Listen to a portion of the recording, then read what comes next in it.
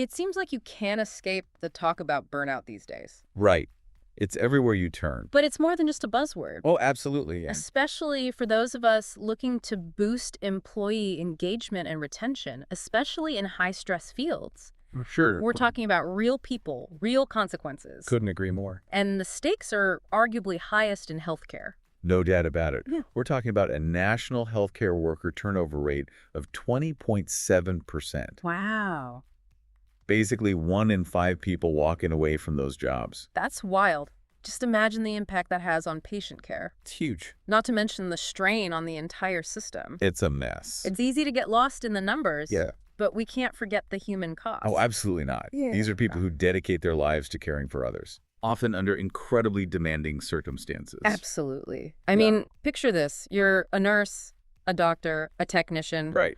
dealing with life or death situations day in and day out. Stressful doesn't even begin to cover it. The emotional toll alone is immense, even before you factor in the pandemic. Yeah, and let's not forget, the pandemic just exacerbated an already challenging situation. Absolutely. This isn't just about a bad day at the office. It's about a systemic issue that's been brewing for years. Long time coming.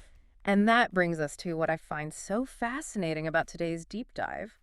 We're looking at MD Anderson Cancer Center, Okay. a place known for demanding, emotionally intense work, right? That's right. And yet, they're seeing incredible employee satisfaction and retention rates. It's almost like they've found a way to not just combat burnout, but actually create a thriving work environment.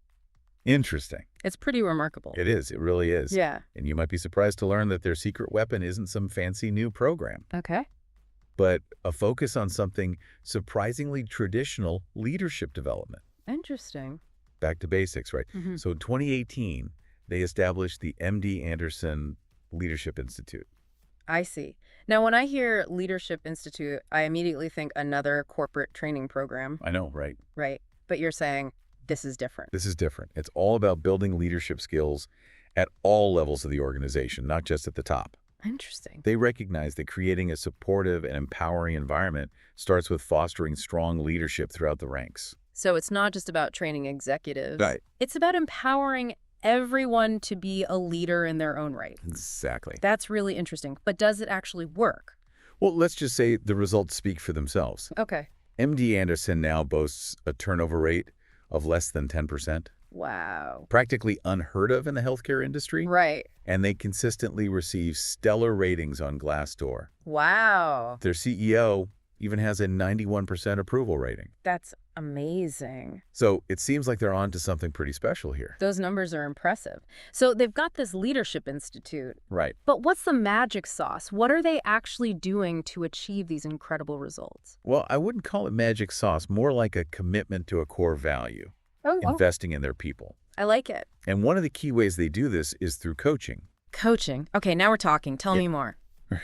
This isn't just a pep talk every now and then, is it? No. We're talking personalized, tailored support Okay. that addresses the unique needs of each individual. They've actually developed 4 different types of coaching. 4. Wow. To ensure that everyone has access to the support they need when they need it most. So it's not a one-size-fits-all approach? Not at all. They recognize that people are at different stages in their careers Right. and require different types of support. So we're back and still trying to figure out how MD Anderson is tackling this whole burnout thing. They've got their Leadership Institute, a big focus on coaching. Right.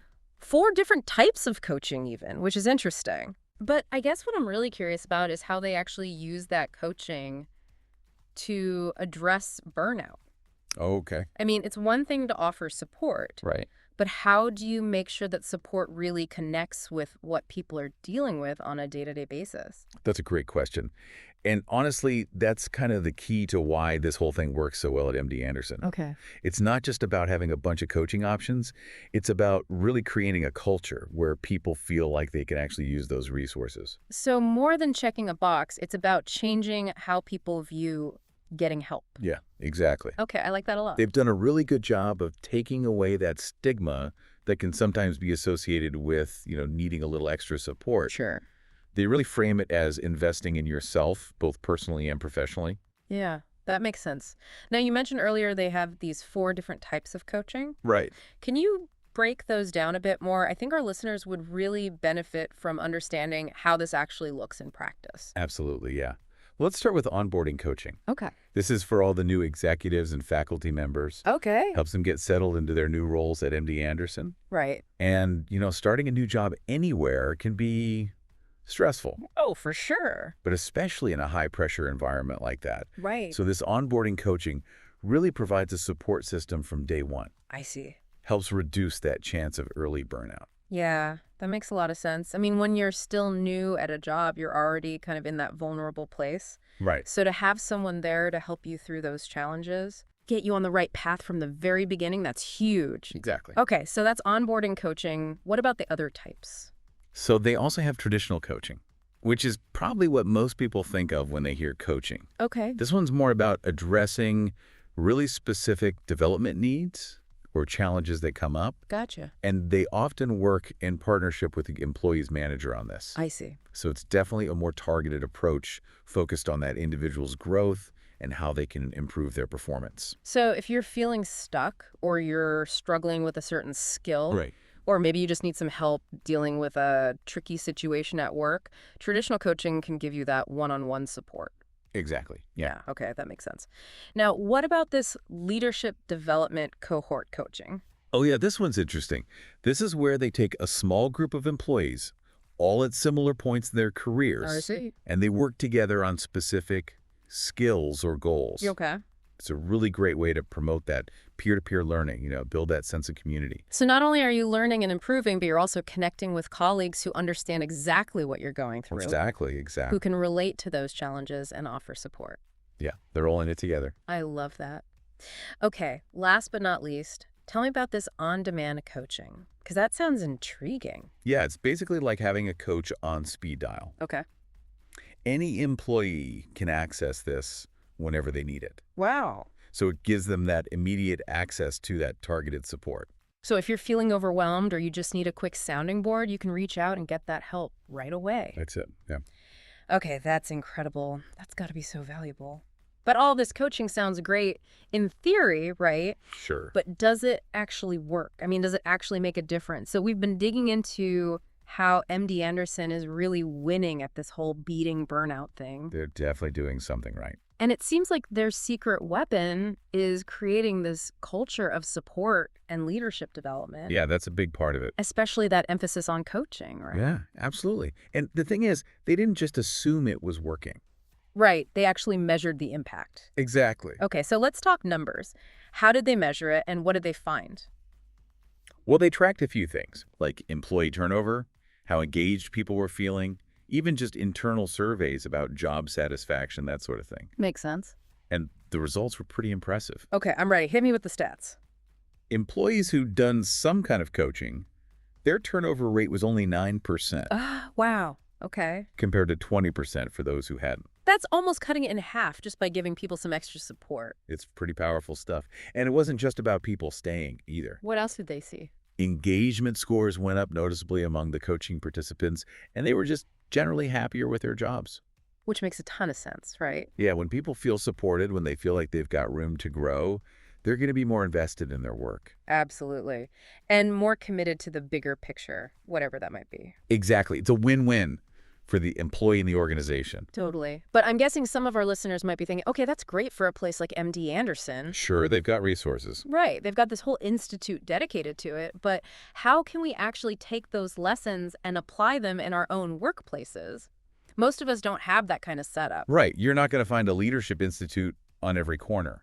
Exactly. But it's not about copying the program exactly. It's more about the philosophy behind it. So less about replicating, more about adapting, right? Exactly. The core idea is this.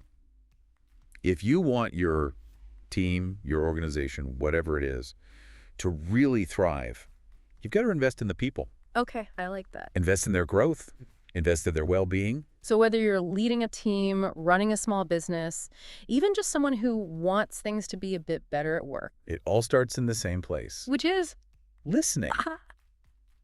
Seems so simple. It is. But we're not always great at it, are we? Not always. Okay, so we've got to really listen to our people, understand what their challenges are, what they're hoping for, what motivates them. Create a space where they feel safe being honest, even about the tough stuff, without feeling judged. Okay, and once we've listened, what then? How do we take all that and actually do something with it? Think about those core principles that MD Anderson is built on, right? Okay, so personalized support, chances for people to grow, and just open communication across the board. Exactly. How can you bring those things into your own work life, even in small ways? So maybe that means being a bit more flexible with how and when people work, or offering professional development opportunities, Could be that. or even just making sure people know that their hard work doesn't go unnoticed. Sometimes the little things make the biggest difference. Right, like a thank you note or acknowledging someone's efforts publicly. Just taking a minute to ask, hey, how are you really doing? It all adds up. It really does. It's about building a culture where everyone feels seen, heard, like they matter. And that doesn't have to require a huge budget or a team of consultants. Nope. Just a genuine desire to make things better. Couldn't agree more. You know, this has been a really eye-opening deep dive, and I think we've uncovered some really valuable insights here. I hope so. We've gone deep on burnout, learned about MD Anderson's amazing approach, and hopefully given everyone listening some practical takeaways they can use in their own lives. That's the goal. So until next time, keep asking those tough questions, keep those minds open to new ideas, and keep on diving deep.